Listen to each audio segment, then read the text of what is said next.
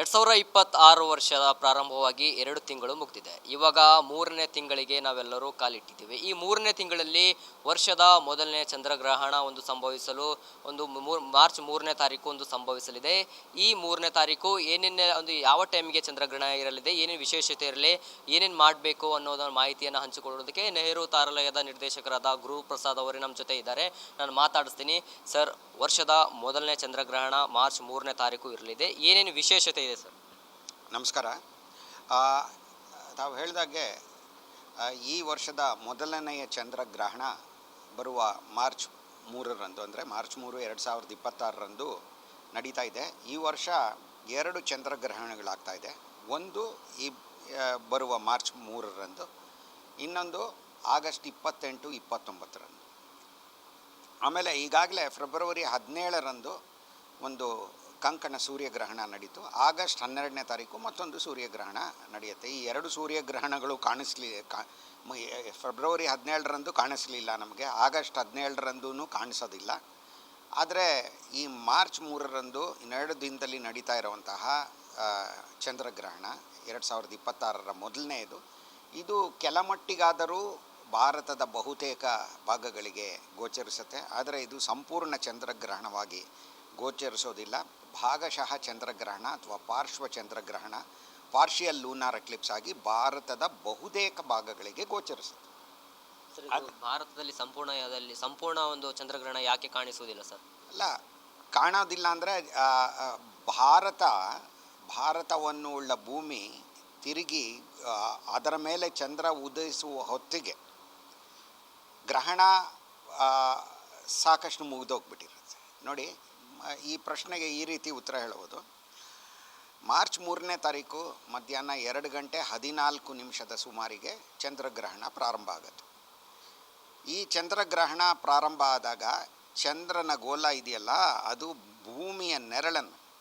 ಭೂಮಿಯ ಹೊರ ನೆರಳು, ಅಂದರೆ ಅದು ಅಷ್ಟು ದಟ್ಟವಾದ ನೆರಳಲ್ಲ, ಮಂದವಾದ ನೆರಳು, ಅದನ್ನು ಹೋಗಿ ಸ್ಪರ್ಶಿಸುತ್ತೆ. ಅದು ಮೊದಲನೇ ಸ್ಪರ್ಶ.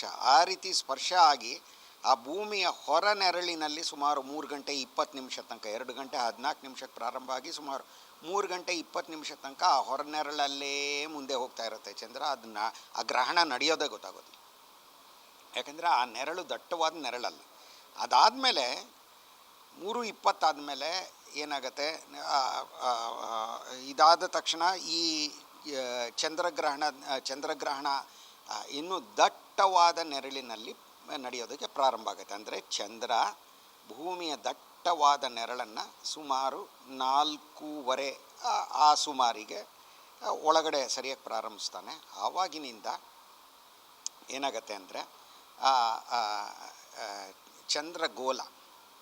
ಚಂದ್ರಗೋಲ ಮರೆಯಾಗ್ತಾ ಹೋಗಿ 5 ಗಂಟೆ ಸುಮಾರಿಗೆ ಗರಿಷ್ಠ ಮಟ್ಟದಲ್ಲಿ ಚಂದ್ರಗ್ರಹಣ ಆಗುತ್ತೆ. ಅದಾದಮೇಲೆ 5:35 ಅದರ ಸುಮಾರಿಗೆ ಚಂದ್ರ ಅಲ್ಲಿಂದ ಹೊರಗಡೆ ಬರ್ತದೆ. ಸರ್, ಟೋಟಲ್ ಆಗಿ ಎಷ್ಟು ನಿಮಿಷ ಒಂದು ಚಂದ್ರಗ್ರಹಣ ಇರಲಿದೆ ಸರ್? ನೋಡಿ, ಇದನ್ನು ಸರಿಯಾಗಿ ಹೇಳಬೇಕು ಅಂದ್ಕೊಂಡ್ರೆ ಸಂಪೂರ್ಣ ಚಂದ್ರಗ್ರಹಣ ನಡೆಯೋದು ಸುಮಾರು 58 ನಿಮಿಷಗಳ ಕಾಲ. 1 ಗಂಟೆ ಅಂದರೆ 60 ನಿಮಿಷ ಅಲ್ವಾ? 58 ನಿಮಿಷಗಳಷ್ಟು ಕಾಲ ಈ ಸಂಪೂರ್ಣ ಚಂದ್ರಗ್ರಹಣ ಕಾಣಿಸುತ್ತೆ. ಸರ್, ಕರ್ನಾಟಕದ ಜಿಲ್ಲೆಗಳ ಸೇರಿದಂತೆ ಬೆಂಗಳೂರಿನಲ್ಲಿ ಚಂದ್ರಗ್ರಹಣ ಕಾಣಿಸುತ್ತಾ ಸರ್? ಕರ್ನಾಟಕದಲ್ಲಿ ಸಂಪೂರ್ಣ ಚಂದ್ರಗ್ರಹಣ ಕಾಣಿಸಲ್ಲ. ಸಂಪೂರ್ಣ ಚಂದ್ರಗ್ರಹಣ ಕಾಣಿಸೋದು ಭಾರತದ ಈಶಾನ್ಯ ಭಾಗದಲ್ಲಿರುವಂತಹ ರಾಜ್ಯಗಳಿಗೆ, ಅಲ್ಲಿರುವಂತಹ ನಗರಗಳಿಗೆ. ದಿಬ್ರುಗರ್, ದಿಸ್ಪುರ್ ಅಂದರೆ ಪ್ರಾಗ್ಜ್ಯೋತಿಷ್ಪುರ, ಇದು ಅಸ್ಸಾಂ, ಗೌಹಾತಿ, ಆಮೇಲೆ ಶಿಲಾಂಗ್, ಇಟಾನಗರ್, ತ್ರಿಪುರ ಅಂಥ ಕಡೆ ಎಲ್ಲ ಬಹುಮಟ್ಟಿಗೆ ಇದು ಈ ಸಂಪೂರ್ಣ ಚಂದ್ರಗ್ರಹಣ ಕಾಣಿಸುತ್ತೆ. ಆದರೆ ಬೇರೆ ಬೇರೆ ದೇಶಗಳಲ್ಲಿ, ನಮಗೆ ಪೂರ್ವ ದಿಕ್ಕಿಗಿರುವ ಕೆಲವು ದೇಶಗಳಲ್ಲಿ ತುಂಬ ಹೊತ್ತು ಕಾಣಿಸುತ್ತೆ ಸಂಪೂರ್ಣ ಚಂದ್ರಗ್ರಹಣ. ಅಷ್ಟು ಹೊತ್ತು ಕಾಣಿಸೋದ್ರಿಲ್ಲ ಈ ಭಾರತದ ಈಶಾನ್ಯ ಭಾಗದಲ್ಲಿ. ಆದರೆ ಸಂಪೂರ್ಣ ಚಂದ್ರಗ್ರಹಣ ಈ ಈಶಾನ್ಯ ಭಾರತಕ್ಕೆ ಗೋಚರಿಸುತ್ತೆ. ಆದರೆ ಅಲ್ಲಿಂದ ಮುಂದೆ ಚಂದ್ರ ಹೊರಗೆ ಬರೋಕ್ಕೆ ಶುರುವಾದಂತೆ ದಟ್ಟವಾದ ನೆರಳಿನಿಂದ ಪಾರ್ಶ್ವ ಚಂದ್ರಗ್ರಹಣ ಪ್ರಾರಂಭ ಆಗುತ್ತೆ. ಜನಸಾಮಾನ್ಯರಲ್ಲಿ ಒಂದು ಪ್ರಶ್ನೆ ಇರುತ್ತೆ, ವಿಜ್ಞಾನಿಗಳಿಗೆ ಚಂದ್ರಗ್ರಹಣ ಸೂರ್ಯಗ್ರಹಣ ಇರೋದು ಹೇಗೆ ಗೊತ್ತಾಗುತ್ತೆ, ಮೊದಲೇ ಹೇಗೆ ಗೊತ್ತಾಗುತ್ತೆ, ಒಂದು ಪ್ರಶ್ನೆ ಇರುತ್ತೆ ಸರ್ ನಾರ್ಮಲಿ ಪಬ್ಲಿಕಲ್ಲಿ, ಅದಕ್ಕೆ ಏನು ಹೇಳ್ತೀರಿ ಸರ್? ಅಲ್ಲ ನೋಡಿ, ಈ ಚಂದ್ರಗ್ರಹಣ ಸೂರ್ಯಗ್ರಹಣಗಳನ್ನು ಲೆಕ್ಕ ಹಾಕೋದು ಸಾವಿರಾರು ವರ್ಷಗಳಿಂದಲೂ ಇದೆ. ಪಂಚಾಂಗ ಅನ್ನೋದು ಇದು ಅನೇಕ ವರ್ಷಗಳಿಂದ ಇದೆ. ಬೇರೆ ಬೇರೆ ನಾಗರಿಕತೆಗಳು ಬೇರೆ ಬೇರೆ ಪಂಚಾಂಗನ, ಸೌರ ಪಂಚಾಂಗ ಇದೆ, ಚಾಂದ್ರಮಾನ ಅಂತ ನಾವು ಹೇಳ್ತೀವಿ, ಚಾಂದ್ರಮಾನ ಯುಗಾದಿ ಅಂತ ಹೇಳ್ತೀವಿ. ಅದೇ ರೀತಿ ಈ ರೀತಿ ಪಂಚಾಂಗಗಳಿರೋದ್ರಿಂದ ಈ ಮನುಷ್ಯ ಮೊದಲು ಈ ಆಗಸದಲ್ಲಿ ನಡೆಯುವಂತಹ ವಿದ್ಯಮಾನಗಳ ಬಗ್ಗೆ ಭಯಭೀತನಾಗಿದ್ದ. ಆಮೇಲೆ ಇದರಲ್ಲಿ ಏನೋ ಕ್ರಮಬದ್ಧವಾದ ರೀತಿಯಲ್ಲಿ ಇವೆಲ್ಲ ಪುನರಾವರ್ತನೆ ಆಗತ್ತೆ ಅನ್ನೋದು ಅವನಿಗೆ ಗೋಚರ ಆಯಿತು. ಆ ಮೂಲಕ ಇದು ಯಾವಾಗ ಮತ್ತೊಂದಾಗ್ಬೋದು ಏನು ಅನ್ನೋದು ವೈಜ್ಞಾನಿಕವಾಗಿ ತಿಳಿದ ಮೇಲೆ ಇವಾಗ ಗಣಿತಶಾಸ್ತ್ರವನ್ನು ಬಳಸಿ ಜೊತೆಗೆ ಯಾವ ವಿದ್ಯಮಾನಗಳು ಪುನರಾವರ್ತನೆ ಆಗತ್ತೆ ಅನ್ನೋದನ್ನು ಒಂದು ಸ್ವಲ್ಪ ಅದನ್ನು ಗಮನಿಸಿ ಅದನ್ನು ನಿಖರವಾಗಿ ಲೆಕ್ಕ ಹಾಕೋದು ಮುಂದೆ ಮಾನವನಿಗೆ ಸಾಧ್ಯ ಆಗಿದೆ. ಇದರಲ್ಲಿ ಏನು ಉತ್ಪ್ರೇಕ್ಷೆ ಏನೂ ಇಲ್ಲ, ಆಶ್ಚರ್ಯ ಏನೂ ಇಲ್ಲ. ಸರ್, ಚಂದ್ರಗ್ರಹಣ ನೇರವಾಗಿ ನೋಡಬೇಕಾ ಅಥವಾ ಯಾವ ಥರ ಒಂದು ಟೂಲು, ಒಂದು ಒಂದು ಗ್ಲಾಸ್ ಹಾಕೋಬೇಕಾ, ಒಂದು ಪ್ರಶ್ನೆ ಇರುತ್ತೆ ಸರ್, ಅದಕ್ಕೆ ಏನು ಹೇಳ್ತೀವಿ? ನೋಡಿ, ಚಂದ್ರಗ್ರಹಣವನ್ನು ನಾವು ಬರೀ ಗಣ್ಣಿನಿಂದಾನೇ ನೋಡ್ಬೋದು, ಏನೂ ತೊಂದರೆ ಇಲ್ಲ. ಚಂದ್ರಗ್ರಹಣದ ವೇಳೆ ನಾವು ಚಂದ್ರನನ್ನು ನೋಡೋದು ಚಂದ್ರನಿಂದ ಪ್ರತಿಫಲಿತವಾಗುವ ಅಂದರೆ ರಿಫ್ಲೆಕ್ಟ್ ಆಗುವಂತಹ ಸೂರ್ಯನ ಬೆಳಕನ್ನು.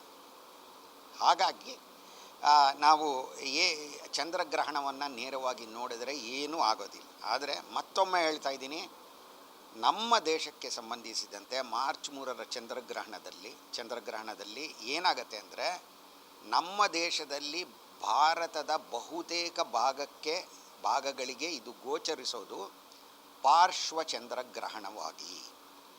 ಆಮೇಲೆ ಈ ಈಶಾನ್ಯ ಭಾರತ, ನಾರ್ತ್ ಈಸ್ಟ್ ಇಂಡಿಯಾ ಇದೆಯಲ್ಲ, ಅಲ್ಲಿ ಮಾತ್ರ ಸಂಪೂರ್ಣ ಚಂದ್ರಗ್ರಹಣ ಕಾಣಿಸುತ್ತೆ. ಅದು ಕೆಲ ಕಾಲ, ತುಂಬ ಹೊತ್ತಲ್ಲ, ಕಾಣಿಸುತ್ತೆ. ಆದರೆ ಬೆಂಗಳೂರಿನಲ್ಲಿ ಚಂದ್ರ ಉದಯಿಸೋದೆ 6:27 6:28 ಸಂಜೆ ಹೊತ್ತು.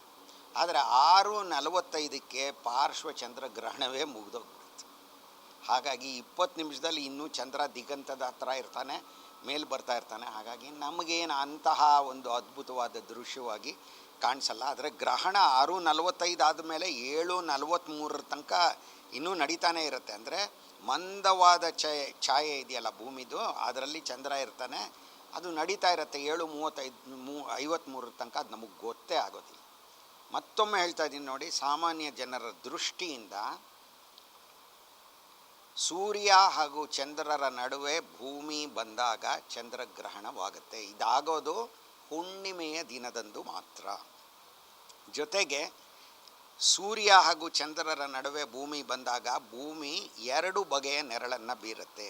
ಒಂದು ದಟ್ಟವಾದ ನೆರಳು, ಇದಕ್ಕೆ ಅಂಬ್ರಾ ಅಂತ ಹೇಳ್ತಾರೆ. ಇನ್ನೊಂದು ಮಂದವಾದ ನೆರಳು, ಪಾರ್ಶ್ವಛಾಯೆ ಅಂತ ಹೇಳ್ಬೋದನ್ನು, ಅದಕ್ಕೆ ಪೆನಂಬ್ರಾ ಅಂತಾರೆ. ಪೆನಂಬ್ರಾದಲ್ಲಿ ಪೆನಂಬ್ರಾ ಅನ್ನುವ ಭೂಮಿಯ ನೆರಳನ್ನು ಚಂದ್ರ ಪ್ರವೇಶಿಸಿದಾಗ ಗ್ರಹಣ ನಡೀತಿರೋದೇ ಗೊತ್ತಾಗಲ್ಲ. ಅದು ಪ್ರಾರಂಭ ಆಗೋದು 2 ಗಂಟೆ 14 ನಿಮಿಷ ಅಂತ ಹೇಳಿದೆ.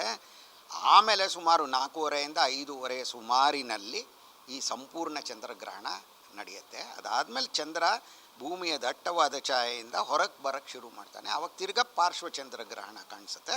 ಅದಾದ ಮೇಲೆ 6:45 ಸುಮಾರಿಗೆ ಪಾರ್ಶ್ವ ಚಂದ್ರಗ್ರಹಣವೂ ಮುಗಿದೋಗುತ್ತೆ.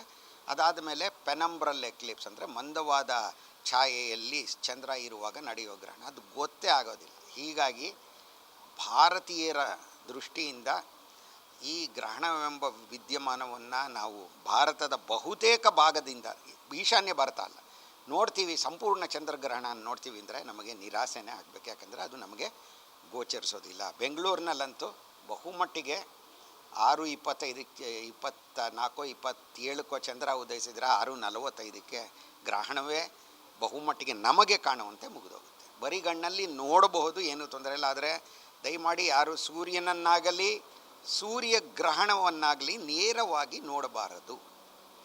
ಅದರಿಂದ ಅಪಾಯವಾಗೋ ಸ್ಥಿತಿ ಇರುತ್ತೆ. ಸೂರ್ಯನ ನೋಡಿಬಿಟ್ರೆ ಅಪಾಯ ಆಗಲ್ಲ, ಆದರೆ ದೃಷ್ಟಿಸಿ ನೋಡಬಾರ್ದು ಅಷ್ಟೇ. ನಾವು ಯಾರೂ ನೋಡೋದು ಇಲ್ಲ, ಸೂರ್ಯ ಅಲ್ಲೇ ಇರ್ತಾರೆ. ಹಾಗಾಗಿ ಚಂದ್ರಗ್ರಹಣವನ್ನು ಬರಿಗಣ್ಣಿನಿಂದ ವೀಕ್ಷಿಸುವುದು ಹಾನಿಕರವಲ್ಲ.